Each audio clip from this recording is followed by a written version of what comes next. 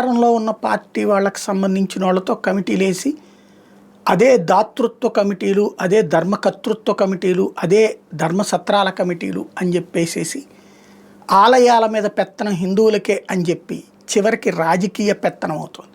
మసీదులలో చర్చిల కమిటీల విషయంలో రాజకీయ జోక్యాలు అనేటటువంటిది ఉండదు. ఇక్కడ ఆ జోక్యం ఉంటుంది.